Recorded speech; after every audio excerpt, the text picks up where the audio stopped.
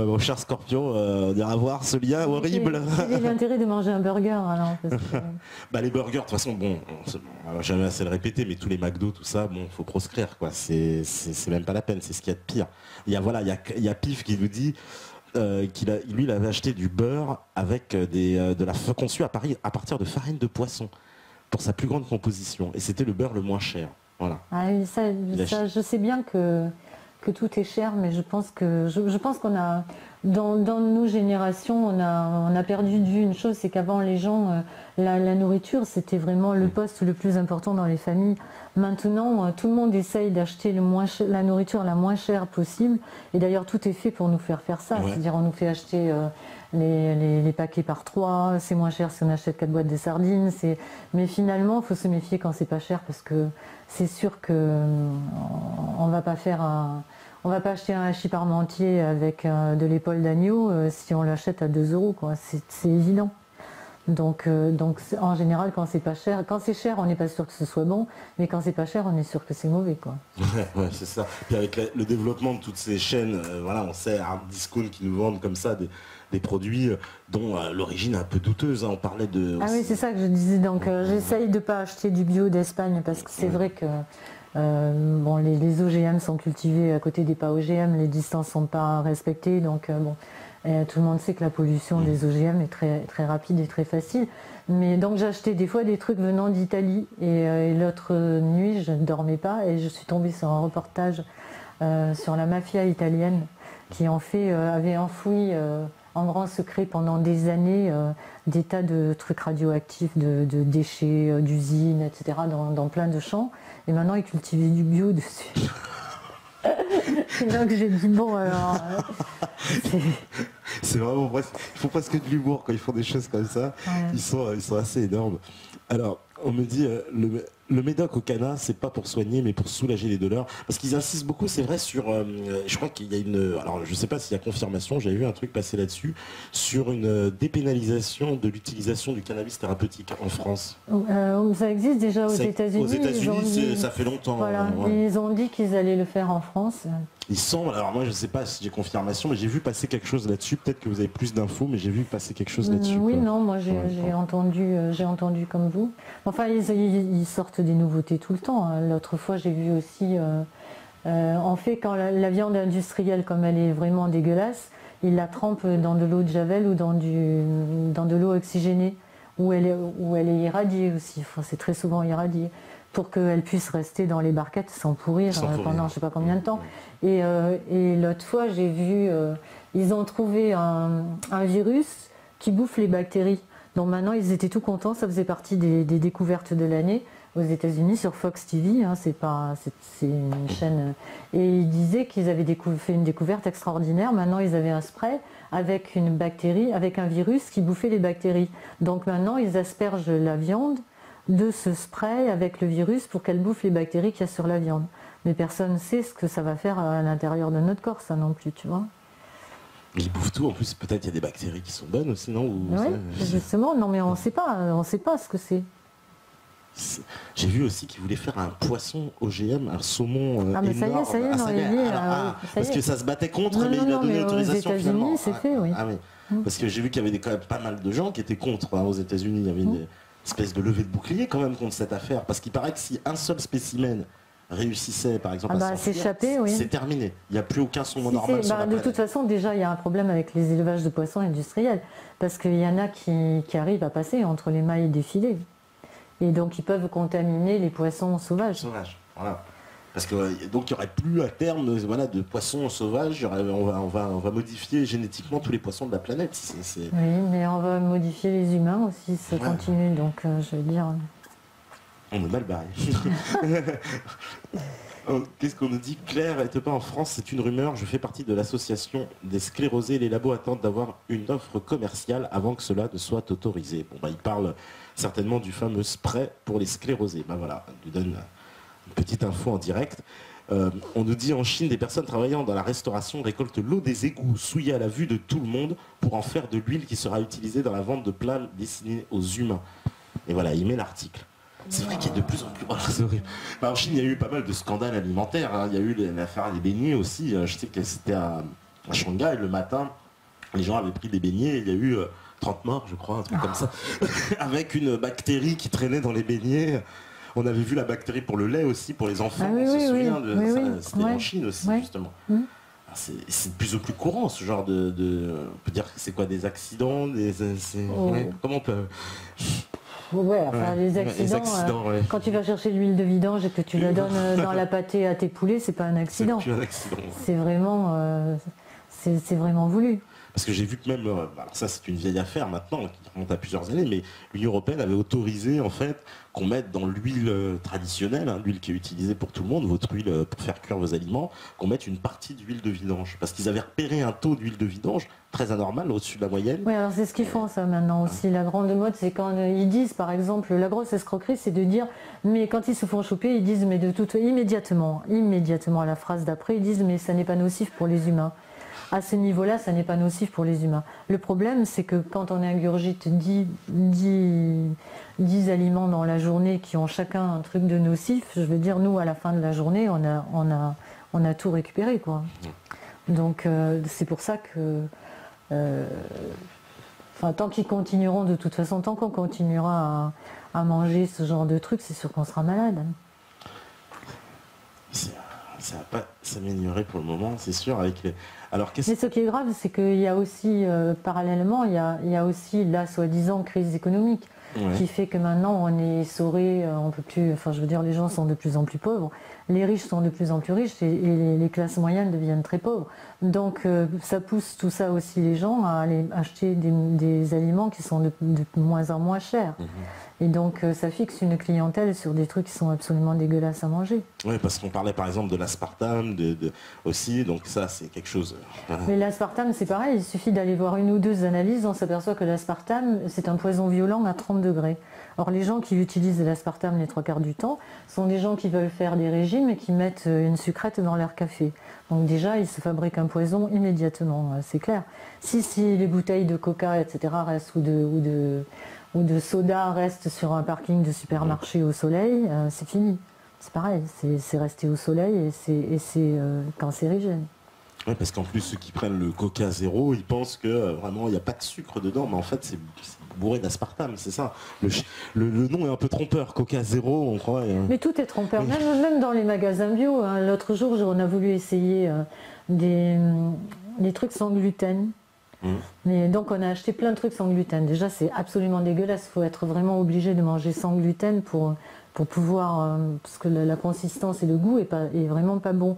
Mais en plus quand on retourne, parce que le premier truc que j'ai goûté c'était très sucré, quand on retourne on s'aperçoit que parce que sans gluten c'est pas bon, ils rajoutent des tonnes de sucre, donc ça revient au même, on n'est pas empoisonné par un truc, on est empoisonné par l'autre.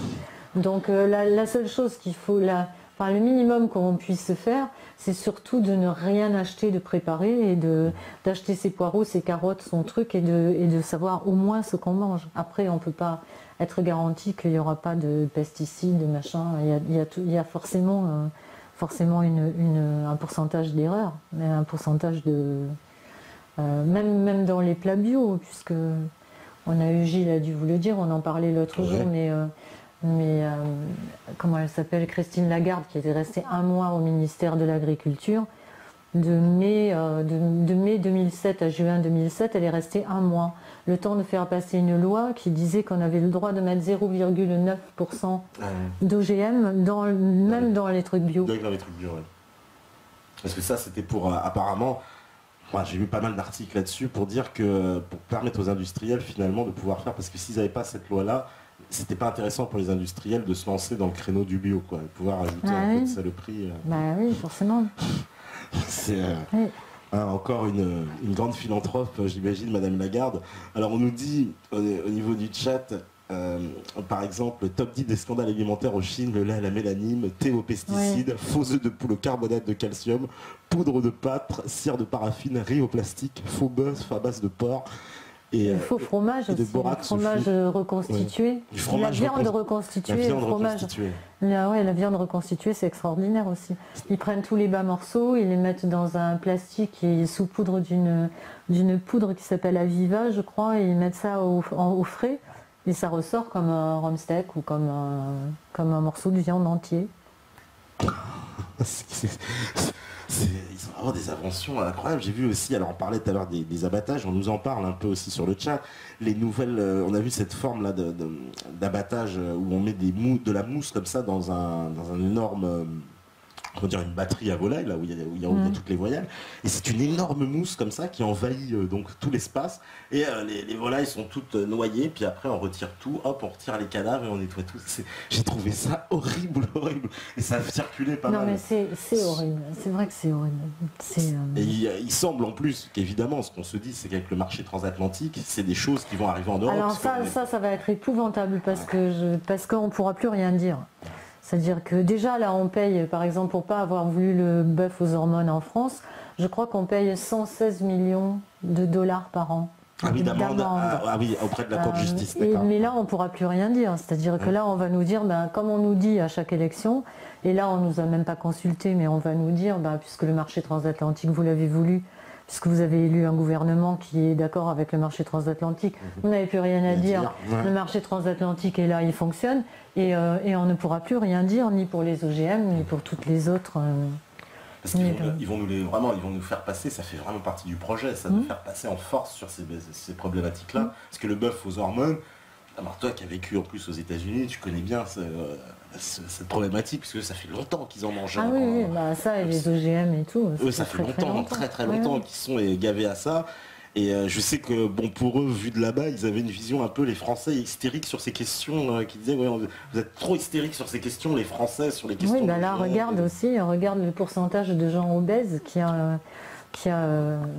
Et alors là, c'est pour ça que c'est compliqué d'enquêter parce qu'il faut trouver les preuves, mais franchement, il faut un jour où vous avez le temps, regarder sur n'importe quel sujet, c'est assez extraordinaire. Par exemple, le sucre, l'autre jour, j'ai appelé Gilles d'ailleurs parce que j'étais suffoquée. Je sais pas comment, en pleine nuit, je cherchais un truc sur le diabète. Et donc je vois plein de communications de l'OMS qui disaient le diabète c'est épouvantable, il y a 15% des enfants qui ont du diabète qui sont obèses et en 2025 il y en aura 30 ou 40%. Donc il faut absolument faire quelque chose, c'est la priorité de l'OMS dans les années qui viennent, etc. Et en même temps je tombe sur un document où il y avait marqué Payon Cédus, qui était dans le même amalgame de documents, mais je ne savais pas ce que c'était. Mais comme il y avait Payon, je suis allée voir. Et en fait, Cédus, c'est l'organisme qui centralise tous les gens qui sont dans l'industrie sucrière. Et toute l'industrie sucrière en fait. Et Payon-Cédus, c'est un accord que Payon a fait l'année dernière, qui est valable 5 ans, c'est un accord cadre, où il confie au Cédus des conférences dans toutes les écoles pour sensibiliser les enseignants, les enfants et les parents des enfants scolarisés à la diététique. C'est-à-dire qu'il confie à l'industrie sucrière l'éducation en diététique de nos enfants et de nos enseignants. C'est quand même extraordinaire. C'est comme si tu laisses le poulailler gardé par un renard. Et évidemment, ils te disent non, mais le sucre n'est pas dangereux. On voit des pubs à la télé sur le sucre c'est la vie, j'avais vu un truc. Les produits laitiers sont des amis pour la vie. Manger 5 légumes et 5 fruits par jour, oui.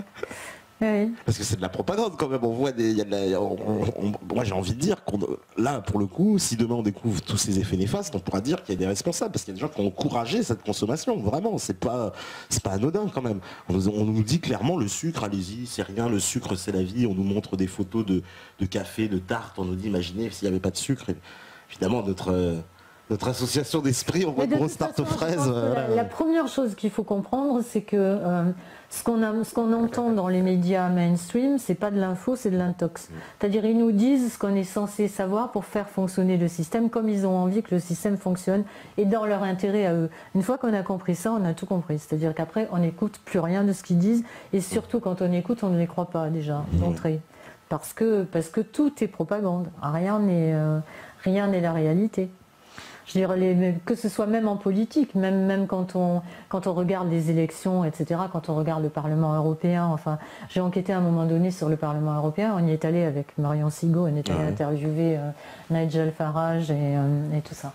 Mais Mais c'est pareil, c'est hallucinant. Le Parlement européen, ils ont mis le projet de côté quand même, parce que ça gueulait un peu, en nous disant d'un côté qu'il y avait la crise économique et qu'il fallait absolument que tout le monde mette la main à la pâte et tout le monde participe et tout le monde se serre la ceinture.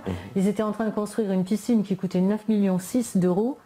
Et il l'a justifié en disant que c'était une piscine verte, écolo, et qu'il valait mieux que nos députés soient en bonne santé qu'en mauvaise santé pour nous défendre, etc.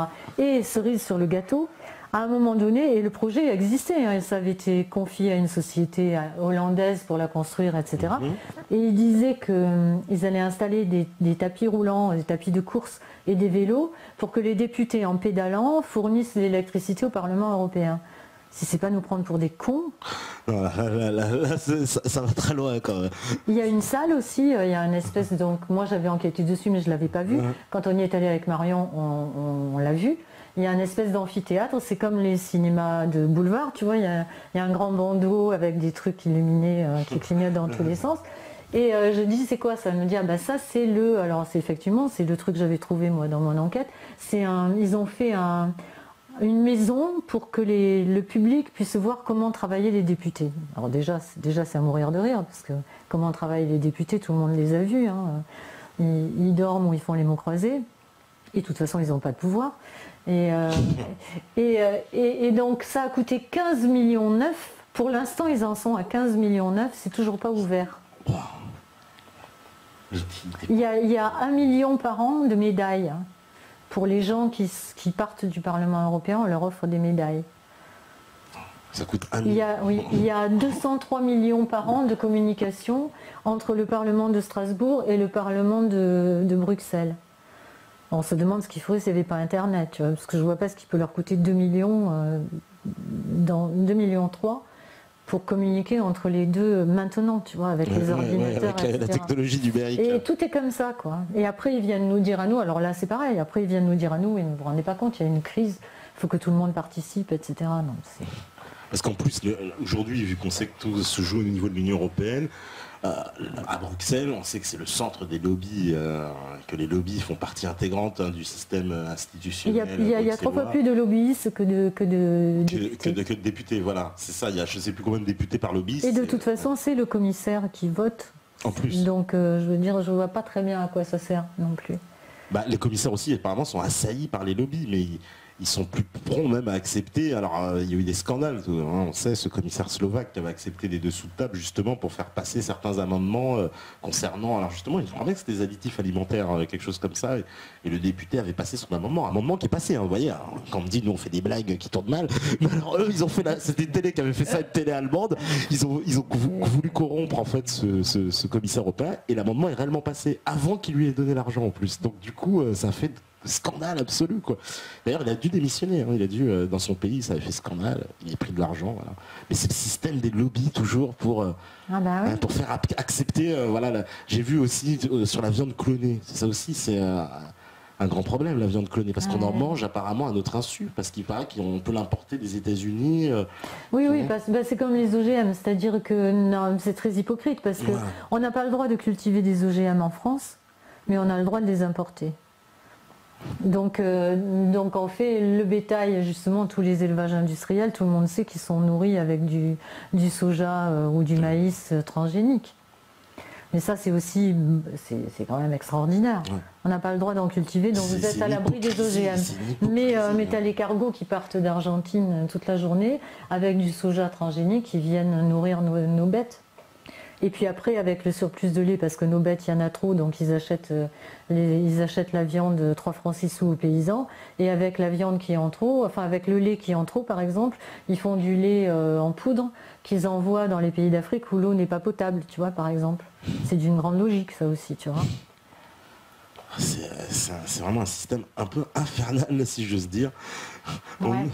On nous dit l'aspartame plastifie des zones du cerveau. Oui, ça a des effets de l'aspartame, parce que c'est vraiment très dangereux, l'aspartame. C'est un poison, comme tu l'as dit. Et moi, j'ai ri pendant des années parce que j'ai vécu 12 ans en Californie. Et sur toutes les tables, il y avait du NutraSweet, qui est de l'aspartame. Et au dos, il y avait marqué ce produit est cancérigène. Mais quand tu n'es pas au courant, moi à l'époque, j'étais pas du tout au courant de tout ça. Et je me disais, Voilà, il rigole. Si c'était vraiment cancérigène, il ne le mettrait pas sur la table. C'est ce que tout le monde se dit, mais si. Puis après, ils te disent, c'était marqué. Hein. Ouais, c'est extraordinaire quand même, parce que même après, si tu te plains, on va dire, oui, mais écoute, on l'avait dit que c'était quand c'est... Et c'est quand même autorisé, quoi, parce que l'aspartame, c'est assez politique quand même, parce que c'était... c'est Donald Rumsfeld. Donald Rumsfeld, voilà. C'est-à-dire que lui, la première fois qu'il a été au gouvernement Bush, il a fait passer l'aspartame, dont personne ne voulait, mais ça appartenait à une société qui s'appelait Steele, et dont il était... où il avait de forts intérêts dedans. Donc, en fait, il est devenu, je ne sais plus quoi... manager où il a racheté Steele, je ne sais plus, et il a fait passer l'aspartame. Et le coup d'après, quand il est revenu au gouvernement de Bush Junior, il a fait passer le Tamiflu, qui était un truc dont personne ne voulait non plus, mais qui est devenu soi-disant le médicament miracle pour la grippe, contre la grippe. Oui, le fameux Tamiflu qu'on a commandé en masse, c'est ça, des tonnes et des tonnes. Des tonnes de Tamiflu. Il faut bien s'aider entre amis quand même. Il faut bien qu'ils s'aident entre eux. Oui, c'est pas pour rien qu'ils se réunissent derrière notre dos dans des sociétés, c'est bien pour faire du business, c'est pas pour se raconter leur vie. Et alors on nous demande une question, et c'est vrai que je pense qu'elle intéresse beaucoup de gens, on nous dit qu'est-ce que tu penses de l'abattage rituel? Alors on en avait parlé justement pour ceux qui ont suivi l'émission avec Gilles, mais toi aussi qu'est-ce que tu en penses? Parce que lui il avait l'air de dire que c'était un peu n'importe quoi, que l'abattage rituel ça ne respectait pas... En France, on ne respectait pas trop les règles d'un abattage rituel. Mais franchement, je ne suis pas très au courant de l'abattage rituel. Enfin, je ne suis pas très au courant. Je ne sais pas s'ils respectent ou pas. Moi, personnellement, je comprends qu'il y ait une partie de la population pour qui ça a une certaine valeur. Moi, personnellement, je ne peux pas être pour. Mais ni celui-là, ni un autre. Mais enfin, tout ce qui fait souffrir les bêtes encore plus, je veux dire, c'est... Parce que ça avait été démontré de toute façon même que la chaîne Père Dodu faisait du poulet halal. Alors ça veut dire que dans la même usine, on faisait un poulet qui était halal et un poulet qui n'était pas halal. Simplement, on sait que ils séparaient les chaînes et tout, c'est tout quoi. Enfin ça c'est comme les légumes. Hein. Quand tu fais des OGM et pas des OGM à côté, tu imagines bien que ça va, que je veux dire, les cloisons ne sont pas étanches. Hein. L'un va contaminer l'autre, si j'ose dire. Alors, moi, je pense qu'il faudrait qu'on revienne à un peu plus de raison. C'est-à-dire que avant, je suis contre la chasse aussi, mais je veux dire, quand j'étais petite et que j'habitais à la campagne, les hommes chassaient, mais ils chassaient très peu. Déjà, c'était plus un sport que pour abattre des animaux, pour les tuer vraiment. Et quand ils tuaient un lièvre, ils n'avaient pas, je veux dire, la télévision n'était pas ce qu'elle est, il n'y avait pas les loisirs qu'il y a maintenant. Quand ils tuaient un lièvre, ils invitaient leurs 20 copains dans le village et c'était une fête. Mais ils tuaient un animal par semaine et des fois 2 animaux par mois et c'est tout. Maintenant, j'habite à la campagne aussi, mais pas loin de Paris et tout près d'un château qui fait des chasses comme ça et c'est épouvantable parce que là, par exemple, ils élèvent des faisans. Le matin, à 7 h, ils mettent 80 000 faisans, ils larguent 80 000 faisans et à 11 h, les mecs, ils arrivent et ils tuent comme ça. Mais les faisans, ils ne savent même pas, ils ont été nourris par des hommes, ils ne peuvent pas savoir que les hommes avec un fusil, c'est dangereux. Donc et les 3/4 du temps, je veux dire, d'abord, ils ne le mangent pas. Ils tuent des animaux pour les tuer, ils ne les mangent pas. Et les 3/4 du temps, ils disent aux gens du village, vous en voulez parce qu'on ne sait pas quoi en faire, et ils les foutent à la poubelle. Donc c'est juste pour tuer et puis foutre à la poubelle. C'est juste le plaisir d'aller shooter. Le respect de la vie, quoi. Je veux dire, la nature, c'est pas ça. C'est vraiment pas ça. Donc toi, oui, tu serais pour une interdiction de la chasse au point à ce point? Moi, oui. Ouais. En tout cas, celle-là. Hein. Ouais. Autant si les gens ont besoin de se nourrir, je veux dire, qu'ils tuent un animal comme faisaient nos ancêtres et nos arrière-grands-parents et nos grands-parents, oui. Mais tuer pour tuer, même dans les élevages industriels, je trouve ça lamentable. Je veux dire, maintenant, les gens ont perdu le lien qu'il y a entre les animaux et nous. C'est-à-dire, ce sont des êtres vivants. Je ne sais plus qui a dit... que quand on tuait un animal, il fallait qu'on ait plus de plaisir à le manger qu'il n'en avait à vivre. Et je trouve que c'est une très belle phrase parce que c'est un respect total de la nature, de ce que la nature nous a donné. Et c'est du gaspillage. Maintenant, les 3/4 des gens vont dans les supermarchés, ils achètent des barquettes avec 12 pilons de poulet ou 4 cuisses, etc. Mais ils ont perdu même la conscience que c'est un animal qui, il n'y a pas longtemps, courait, etc. Quoi. Je veux dire, maintenant, il n'y a plus la tête quand on achète un poulet. Les gens ont oublié que c'était un animal vivant. C'est-à-dire, ils sont capables d'acheter ça et puis de le laisser pourrir au frigidaire et de le jeter. Combien il y a de tonnes de nourriture qui sont jetées en France tous les jours? Oui, bah, on a passé un reportage là-dessus, c'est Ben effrayant. voilà, C'est donc, effrayant, je effrayant. dirais élever des animaux juste pour les tuer et pour les foutre à la poubelle, je trouve ça insensé. C'est vraiment, tous les maux qui nous arrivent, on est parfaitement responsable, on est totalement responsable. Et le problème, c'est qu'on va le payer. On va le payer. On le paye déjà, On le paye déjà, ouais. mais on va le payer de plus en plus. Mais les gens ne font pas non plus le lien entre ça et toutes les maladies, je veux dire, toutes les maladies qui nous arrivent. On nous demande si les sardines en boîte sont fiables. C'est ce qu'il y a de pire, j'imagine, mais bon. Je sais pas. Non, parce que c'est un plat, on va dire, la sardine, c'est le plat classique. Mais Ouais, non, le poisson, c'est un gros problème maintenant. C'est un gros problème. Dire, ouais. Gros problème sur le poisson. Ouais. Ouais. Bon, on va faire une deuxième petite pause, puisque c'est la deuxième partie. Steph, je pense qu'il est prêt, il est ready. Et ben, on fait la deuxième petite pause. Et on revient, rester connecté à tout de suite sur la libre antenne. Vas-y, à toi Steph. Ok, voilà, là ça passe. Donc, petite vidéo du jambon japonais. Merci, tu l'as envoyé. Quelle horreur. Non, mais c'est un film de science-fiction un peu. Ouais, notre ça ouvre les horizons maintenant, on saura, on pourra ouvrir les égouts. Ah ouais, pour prendre l'huile. Quelle horreur. On est, ce qu'on se disait, quoi, c'est vraiment... voilà, les gens nous mettent horrible, mon Dieu, quelle horrible, quelle horreur. Cette vidéo, effectivement, avec l'huile, et puis on a vu ce jambon qui met en poudre. Nos enfants nous accuseront, ouais. Ouais, nos enfants nous accuseront sur l'état de l'agriculture française. Ouais. Surtout. Ouais. Parce que c'est vrai, j'ai vu une phrase d'ailleurs qui disait oui, c'est pas quel monde on laissera à nos enfants, mais quel enfant on laissera à notre monde. Ouais. Et je sais que toi t'es impliqué aussi, on t'a vu à la conférence des JRE. Oui. Donc ça c'est quelque chose voilà qui.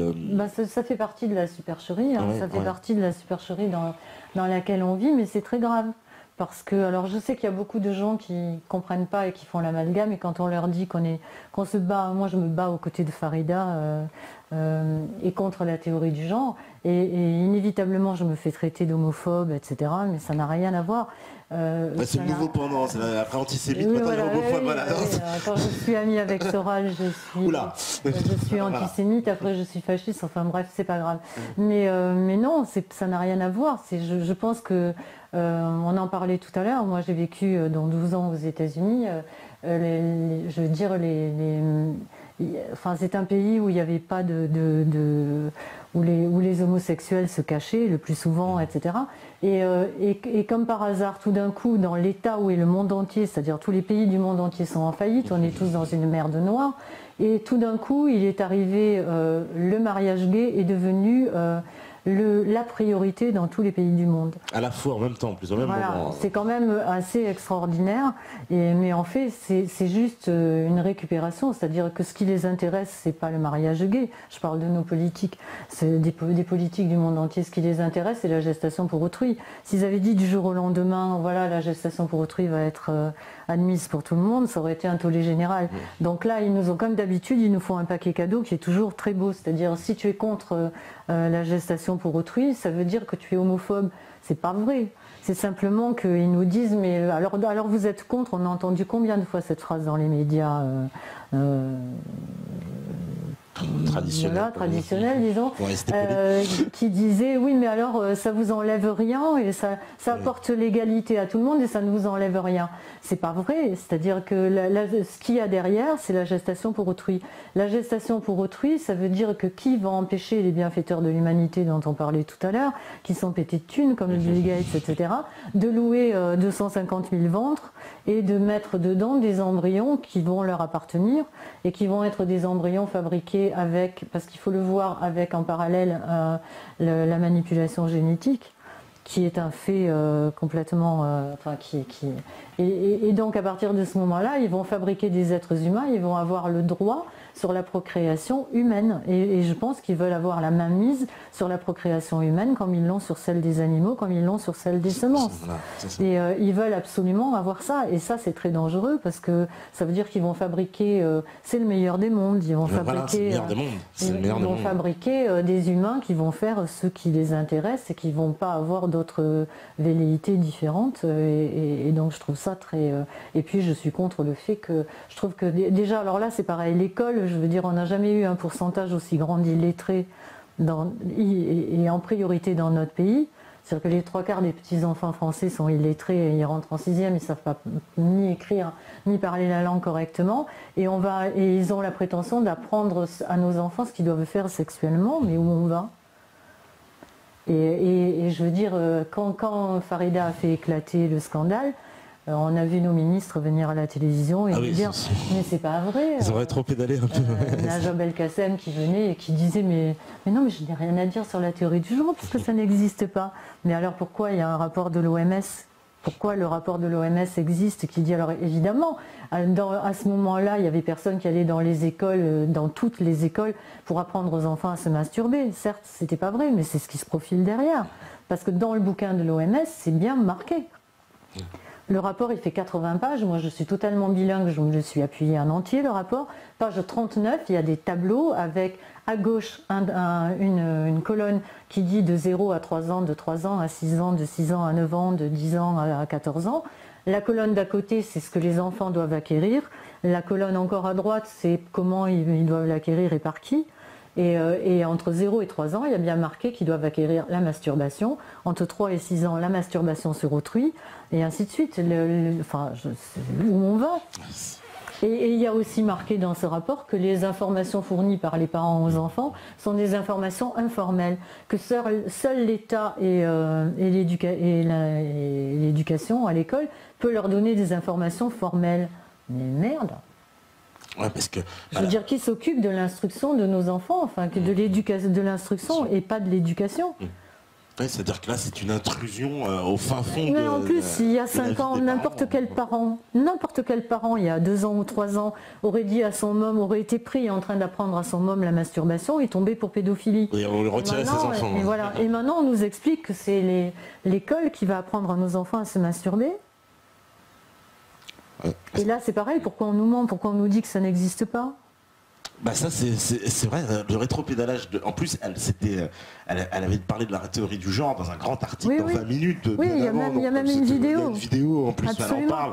Donc c'était stupide de sa part de dire ça n'existe pas alors qu'il y avait des preuves déjà. On nous dit c'est pas vrai.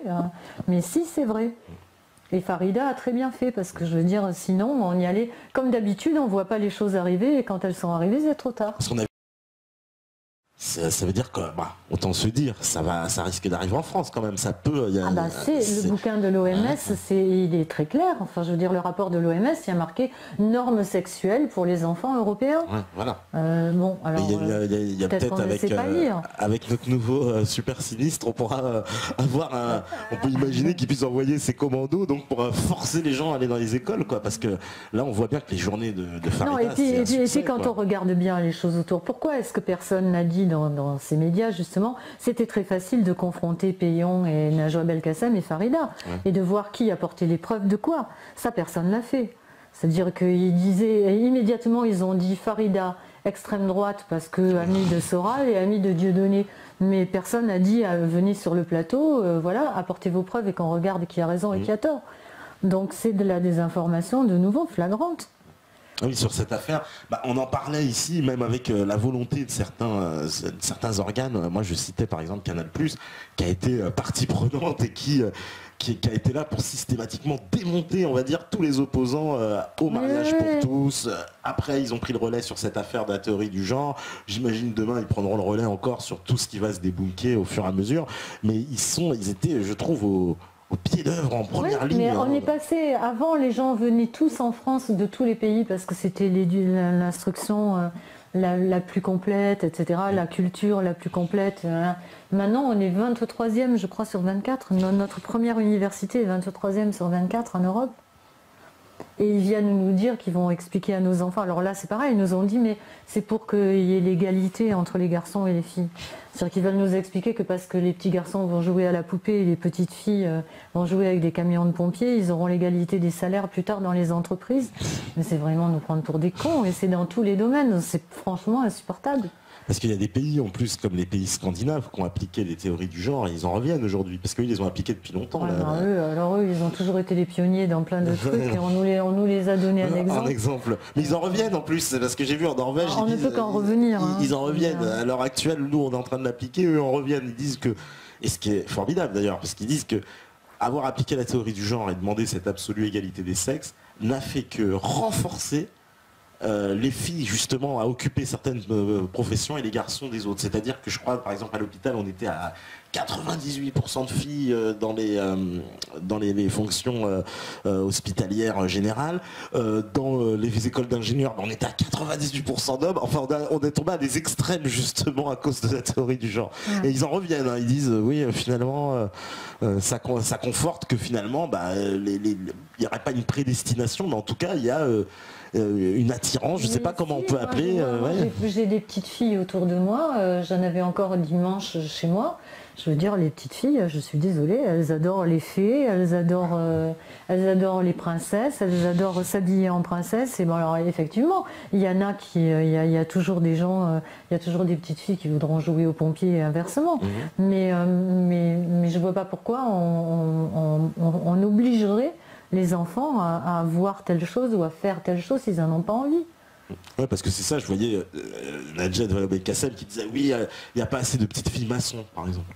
Mais c'est une aberration. Parce que c'est le summum de l'ambition, c'est de devenir maçon. Je veux dire... Non, mais ce qui est dramatique, c'est que ils ont une façon de nous... Dès qu'ils veulent nous faire faire quelque chose, ils nous l'emballent toujours dans un truc très joli pour nous cacher en fait la réalité des choses. Et ça, je pense que par contre, ils n'auraient jamais dû s'attaquer aux enfants parce que en s'attaquant aux enfants, ils se sont attaqués aux mères.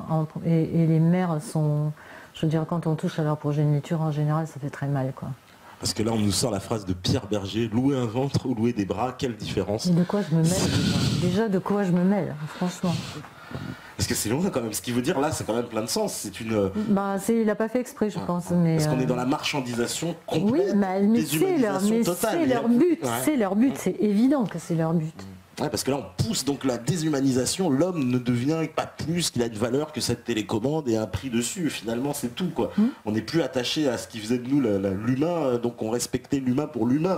Non, et puis ce qui est dingue dans tous ces trucs, y compris dans le bouquin de l'OMS, c'est qu'on ne parle jamais d'amour. C'est-à-dire, on parle de procréation, on parle de sexualité, on ne parle pas d'amour. Or je veux bien que, Schopenhauer l'a dit il y a longtemps, il y a plein de gens qui l'ont dit, que l'amour c'était le leur pour que les gens continuent à procréer et que voilà, c'était la nature qui nous avait fait un tour de passe-passe pour que les gens pour que la race humaine ne s'éteigne pas. Mais je veux dire, il n'y a pas que ça. Quand on a envie de faire un enfant, c'est aussi souvent parce qu'on est tombé amoureuse d'un mec et inversement. Et pourquoi cette dimension est totalement occultée? Pourquoi je veux dire, s'ils veulent parler du sujet, qu'ils en parlent en entier. Et en plus de ça, je considère que c'est absolument pas leur problème. C'est pas à l'école de s'occuper de ça. Ni de l'éducation des enfants, ni... Maintenant, on a tout, je veux dire, les parents ont complètement abandonné l'éducation et abandonné tout ce qui fait... Avant, il y avait les parents et il y avait l'école. Le savoir, c'est à l'école et les parents, c'est l'éducation. Maintenant, on est en train de nous expliquer que non. Oui, parce que les Français, je me souviens de cette première affaire des mères porteuses, tu vas t'en souvenir aussi, c'est début des années 90, ça venait des États-Unis bien sûr, hein, puisque c'est là-bas qu'on expérimentait les mères porteuses. Quand ça arrive en France, il y a eu un premier exemple, et d'ailleurs c'était le premier et seul exemple, puisqu'immédiatement après il y a eu une loi qui a interdit justement les mères porteuses, parce que les gens étaient choqués à l'époque, c'était choquant de se dire on va payer quelqu'un pour porter un enfant et que cette femme va abandonner son enfant après comme un vulgaire finalement marchandise ou un œuf, j'ai envie de dire, enfin... Non, et puis ça, on sait très bien aussi qui va porter ses enfants. C'est des gens qui ont besoin de fric. Qui ont besoin d'argent. Et donc, où elle est l'égalité, où elle est la sauvegarde des humains là-dedans et de la précarité. Je veux dire, d'un côté, ils détruisent et de l'autre... Non, ça tient pas debout. Parce que ça, c'est une dimension qu'ils veulent pas voir, de nous dire que finalement, il y a un rapport aussi de lutte sociale, parce que forcément, les femmes qui vont porter ces enfants seront pauvres, et ceux qui vont les acheter seront des gens très riches, quoi. Enfin, c'est quand même ce rapport-là. Mais on a des gouvernements qui sont humanistes, donc ils vont donner 2 € de plus par fiche de paye, donc si tu veux, c'est pour lutter contre la précarité. Voilà, ils vont louer. Parce que je trouve vraiment, c'est vrai que Pierre Berger allait très loin avec sa phrase, peut-être comme tu dis, sans s'en rendre compte, mais il nous a donné une déshumanisation. Je pense que ça lui est sorti tout seul, mais c'est le fond de sa pensée. Franchement, mais là, pareil, je veux dire, si ça avait été quelqu'un d'autre, je pense qu'on en aurait entendu parler. Hein. Oui. Là, je veux dire, les médias traditionnels, comme tu dis, personne l'a relevé. Hein. C'est juste les dissidents. Autrement, les gens ont trouvé ça tout à fait normal. Alors, on nous demande comment protéger ses enfants. Je crois que comment protéger ses enfants, je crois que la première des choses, c'est apprendre à dire non. Se rendre compte qu'on n'est pas informé, on est intoxiqué par ceux qui veulent nous faire faire. Et deuxièmement, il faut apprendre à dire non. Parce que ça fait des années qu'on nous dit il faut manger ça, il faut penser comme ça, il faut sortir à telle heure, il faut regarder tel programme de télé, et merde. Je veux dire, avant, les gens se passaient le savoir quand ils apprenaient un truc, et pourquoi, je veux dire, ils savaient qu'il fallait planter à la pleine lune ou le lendemain de la pleine lune, etc. Maintenant, tout ce savoir-là est occulté, et je pense qu'il faut revenir aux basiques, aux bases, partout, et dire non, surtout apprendre à désobéir. Moi, je vois dans les conférences, je pense que c'est le plus gros problème de notre société. C'est-à-dire que les gens sont morts de trous, ils ont peur d'être malades. Tout le monde, hein, quand je dis les gens, j'en fais partie. On a peur d'être malade, on a peur de tout. Et les gens ont peur de désobéir. Souvent, les gens viennent me voir et me disent « Je suis contre la vaccination, mais qu'est-ce que je fais ?» Mais si tu es contre... Je veux dire, quelqu'un qui est contre, il a la réponse, non? Ouais. Si on leur disait, voilà un verre d'arsenic, donne-le à ton gosse, il dirait, ah ben non, c'est du poison. Donc pourquoi est-ce que c'est si difficile de désobéir à l'autorité? Si l'autorité était bonne, mais de toute façon, elle ne peut pas être bonne. C'est ce qu'ils reprochent aux sectes, mais c'est ce qu'ils font. Je veux dire que la seule chose qu'on puisse donner à nos enfants et à tout être humain, c'est la liberté. Et ça aussi, c'est inscrit dans la Constitution, mais personne c'est bafoué toute la journée et personne ne dit rien. Mais je veux dire que les gens, quand je dis les gens, encore une fois, moi y compris, qu'on apprenne à penser tout seul. On n'a pas besoin de quelqu'un qui nous dise il faut que tu penses comme ça, il faut que tu t'habilles comme ça, il faut que tu manges ça. Pourquoi? Les gens ont complètement abandonné le fait de penser par eux-mêmes. Et je pense que s'il y a une chose qu'il faut qu'on arrive à acquérir de nouveau, c'est ça. Et moi, je pense que si je me suis engagée dans ce combat, c'est pour ça. C'est parce que je me suis fait bananer pendant des années et je ne m'en suis pas rendu compte. Et je veux que mes enfants, mes petits-enfants, je veux qu'ils sachent qu'ils n'ont pas à obéir. Il faut qu'ils comprennent par eux-mêmes et qu'ils fassent ce qu'ils ont envie de faire. Et surtout qu'on ne leur fasse pas faire les saloperies qu'on leur fait faire. Alors on nous dit qu'on nous a mis des liens pour des usines à bébés en Inde. Hein, donc ça existe déjà. Des usines à bébés, hein, donc des bébés... C'est vraiment... J'ai vu, il y a eu un truc qui est passé il n'y a pas très longtemps d'un couple de Japonais qui justement a fait la gestation pour autrui. Ils ont loué un ventre et ils ont fait fabriquer un enfant. Ils ont fait fabriquer un enfant, puisque c'est comme ça. Et entre-temps, ils se sont séparés. Donc maintenant, personne ne veut de ce bébé. On fait comment? Voilà, ça se pose. Ça, c'est pas un problème? Voilà. Excellente cas pratique, si j'ose dire, de ce qui va se passer, quoi. Ouais. Et puis non, enfin, je veux dire, faire fabriquer un enfant, payer un enfant avec sa carte bleue et tout, moi je suis désolée, ça me choque profondément. Moi aussi, je trouve que c'est une déshumanisation, une capitalisation jusqu'à l'être humain. C'est nous enlever toutes les dimensions, mais ça aussi, quand on recherche dans l'histoire, même contemporaine, on se rend compte que ça aussi c'est voulu, enfin ça a été pensé et voulu. C'est-à-dire, il y a par exemple Brzezinski, qui est le penseur de la trilatérale, qui a dit il y a 30 ans que dans 20 ans ou 25 ans, c'est-à-dire on est en plein maintenant, la société, il appelle ça la société du 20-80, c'est-à-dire 20% des humains suffiront à faire tourner la machine, le système, les 80 autres ne serviront à rien. Donc ils ne gagneront pas d'argent puisqu'ils n'auront pas d'emploi et donc ils n'auront pas d'argent pour les loisirs ni rien. Donc il a dit il faut absolument mettre en route la théorie du tititainment. Titi pour tits, parce que la poitrine en anglais c'est tits, et entertainment. Et donc c'est bercer les êtres humains comme on berce un enfant sur la poitrine, comme un enfant s'endort sur la poitrine de sa mère. Et il dit il faut faire ça avec la nourriture spirituelle et la nourriture physique. Et on ne peut pas dire qu'ils ne l'ont pas fait. Parce que quand il a dit ça il y a 30 ans, quand on regarde la nourriture physique la nourriture qu'ils nous font bouffer physique, elle est dégueulasse, elle rend les gens stériles, elle les rend malades, etc. Et la nourriture intellectuelle, on voit ce que ça donne quand on regarde les émissions de télé-réalité, etc. C'est fait pour faire penser les gens. Et les gens sont totalement paniqués quand on leur dit de penser par eux-mêmes. Ouais, parce que ça, c'est super important ce que tu dis, parce que il y a quelqu'un tout à l'heure sur le chat qui disait ils ont un plan de, on va dire, dépopulation quelque part.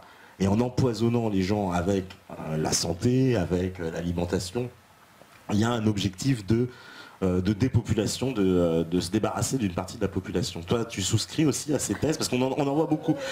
Ce que tu me dis là, ça rentre un peu dans ce schéma-là. Moi j'ai résisté à cette idée pendant 4-5 ans parce que je me disais de toute façon il y a une chose qui est sûre, c'est que leur intérêt c'est de nous rendre malades, parce que plus on est malade, plus on achète leurs produits, que ce soit l'industrie pharmaceutique ou que ce soit, quand on regarde ce qui se passe dans l'industrie pharmaceutique, ils ne cherchent plus des médicaments, tu parlais du docteur Gernez tout à l'heure, ils ne cherchent pas les solutions pour que l'être humain soit moins malade, ils cherchent des solutions pour nous vendre leurs médicaments.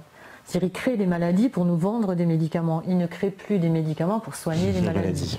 Ça c'est clair. Et pendant ce temps, on fait marcher le commerce. Plus les gens sont... Et en plus, avant, les gens mouraient d'une épidémie. Bon, ils mouraient, ok. Mais maintenant, ils restent malades. On reste malade 20 ans, 30 ans. Quand tu vois le diabète, le cholestérol, tous les trucs qu'ils ont inventés. On a parlé même du sida et tout. Les psychotropes, etc. Voilà, tu prends ça à vie. Pendant 30 ans, 40 ans, tu prends... Et puis, tu prends un médicament contre les maladies, parce que tu as une maladie de cœur, ça te donne du diabète. Tu prends une maladie contre le diabète qui te donne des palpitations cardiaques, etc. etc., etc. Pendant ce temps, le commerce marche. Qu'il y ait une volonté de dépopulation à côté, oui, je pense.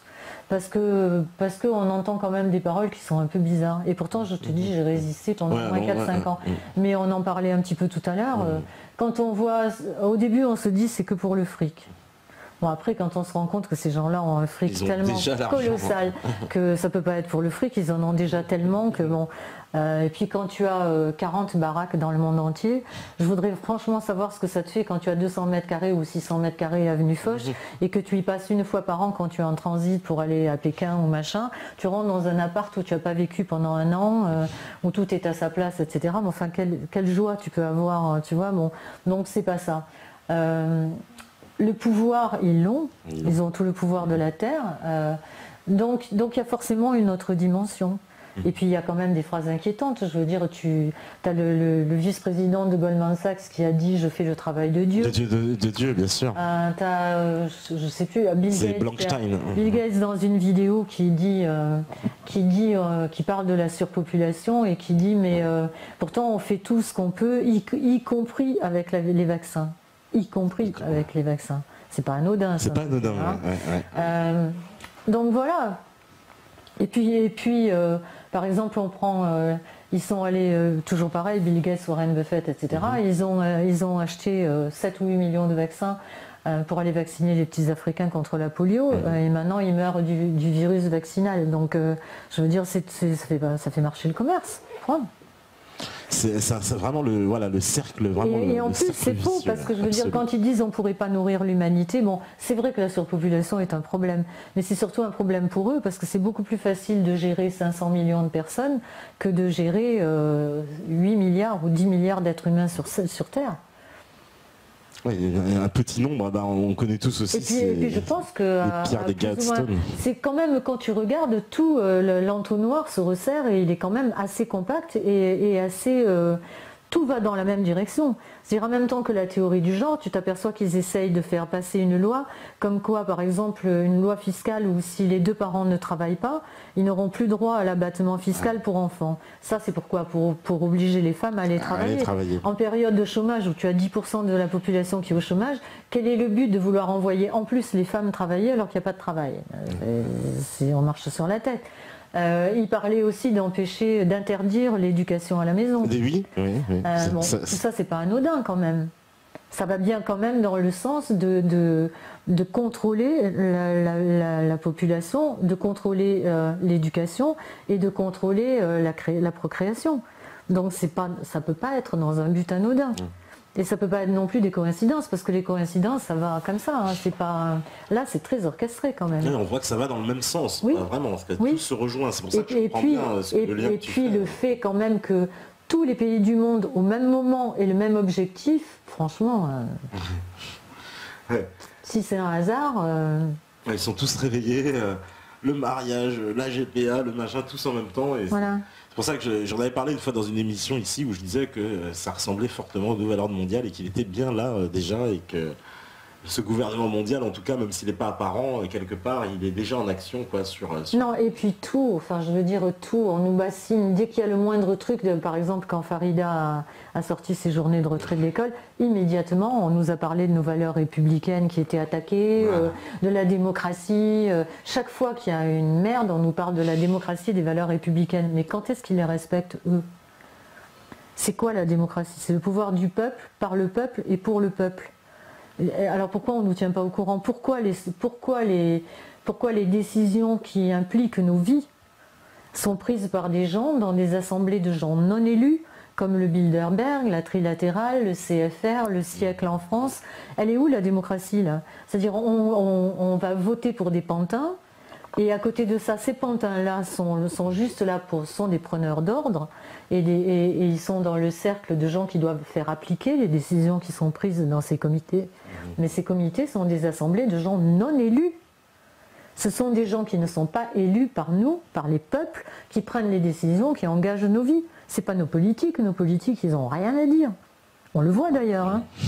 Ils sont un peu, j'ai envie de dire, ils marchent au pas derrière. Quoi. Et puis ils s'en foutent, parce que c'est pour ça d'ailleurs qu'ils sont tellement paniqués et qu'ils nous disent « Ah ben non, mais là c'est les valeurs de la République et le Front républicain, et donc il ne faut pas voter pour le Front National parce que il faut voter utile. » Et ça, depuis que je suis née, j'entends dire qu'il faut voter utile. Mais alors on s'est bien planté, parce que je veux dire, je ne vois pas où est l'utilité pour nous.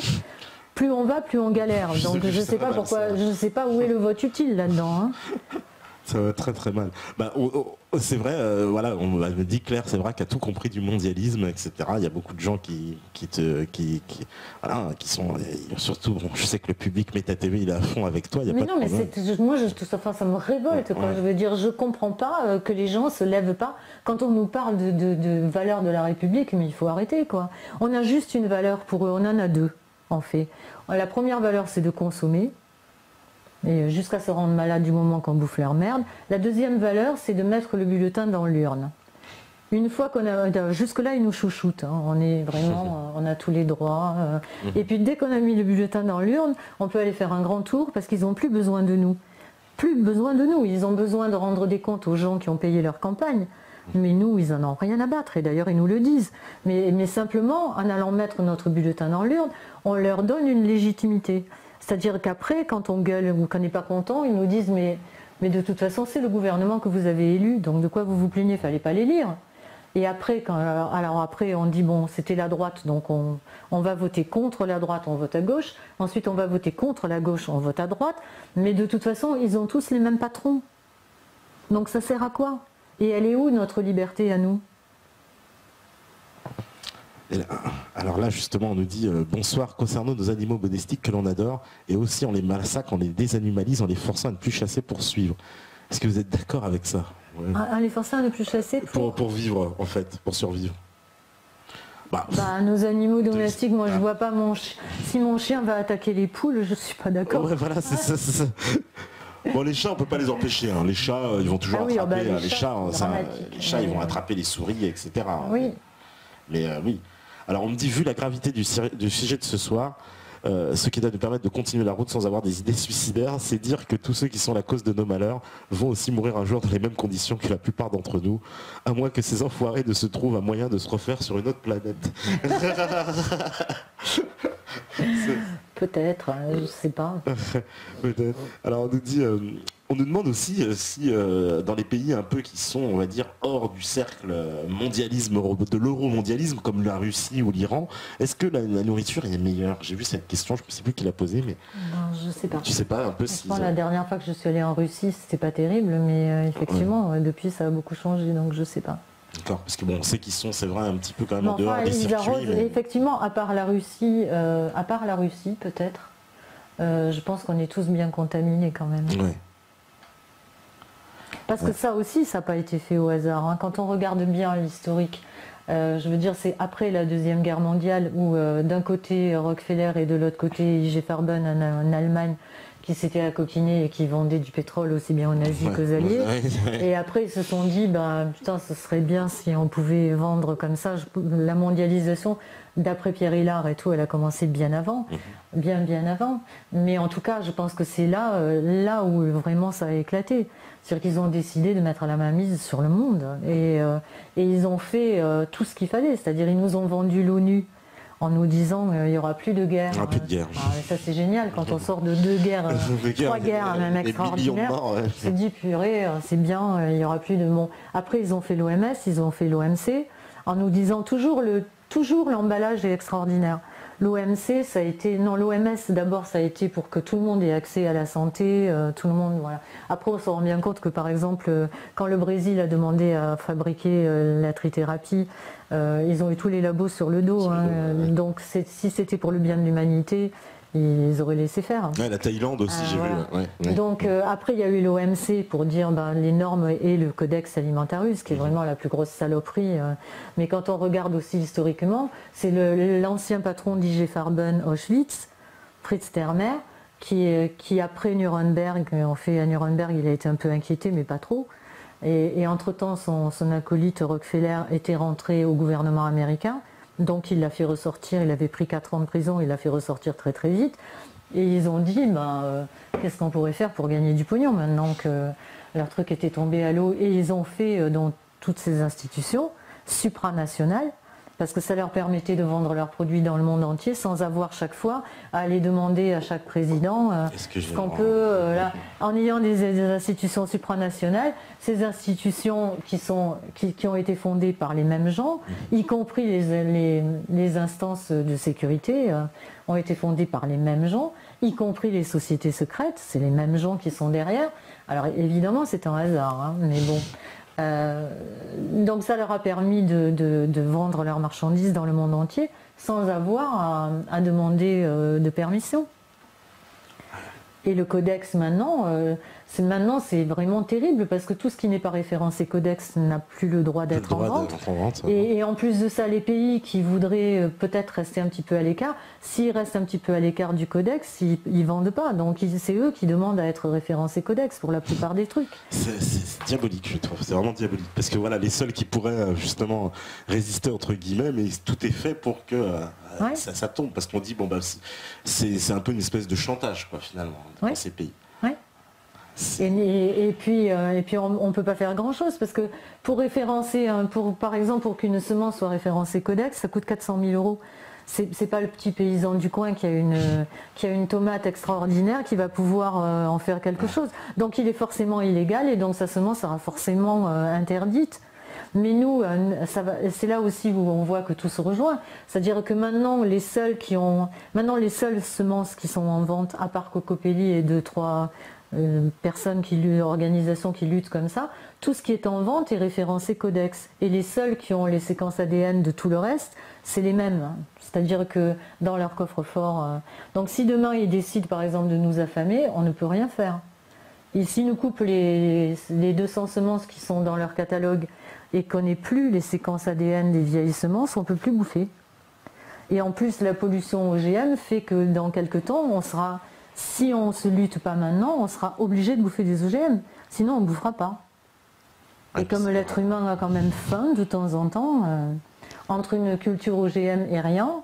Parce qu'à terme, c'est ça, il n'y aura plus que des OGM. C'est un peu ça. C'est terrible. On nous demande, allez-y pour les dernières questions. Madame Sévrac, avez-vous des solutions à mettre en œuvre pour contrer cette caste pharmaceutique et d'OGM ?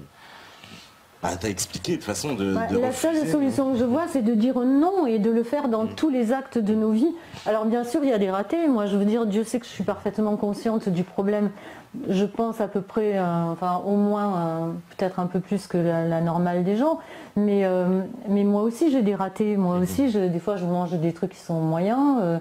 Mais je pense que ça commence déjà devant notre porte. Chacun doit balayer devant sa porte et chacun doit essayer de résister, chacun doit essayer de manger, arrêter d'aller bouffer des trucs de merde dans les grandes surfaces, arrêter de bouffer de la viande industrielle, parce que ces gens-là sont... Je ne sais plus qui c'est qui me disait ça quand j'ai commencé mon enquête, c'est Jean-Pierre Berland, qui m'a dit ces gens-là sont pas des... Ils vendent des médicaments parce que ça marche, ils vendent des OGM parce que ça marche, mais ils pourraient aussi bien vendre des voitures ou des couches-culottes, et ce qu'ils veulent, c'est gagner de l'argent. Et d'ailleurs, on l'a bien vu avec le bio. Il y a 5 ans, il n'y avait pratiquement pas de bio. Il y avait des petits magasins qui avaient 3 tomates pourries ou 2 patates comme ça et tout. Depuis qu'ils ont vu que le créneau bio était un créneau porteur et qui pouvait rapporter de l'argent, on ne peut plus rentrer dans une grande surface sans voir un rayon bio qui fait 200 mètres carrés. Donc, Colline Serrault l'a dit aussi, enfin, il y a plein de gens qui le disent et on est tous d'accord là-dessus. On a un pouvoir qui est extraordinaire, on a le pouvoir du porte-monnaie. Et ces gens-là, la première chose qui les intéresse, c'est le pognon. Donc arrêtons de leur filer notre pognon. Et en plus, comme dit très bien Colline Serrault, ce sont des gens au pied d'argile. Si on arrête de leur filer notre fric, s'effondre. Voilà. Donc ça commence par notre conscience à chacun et notre résistance à chacun.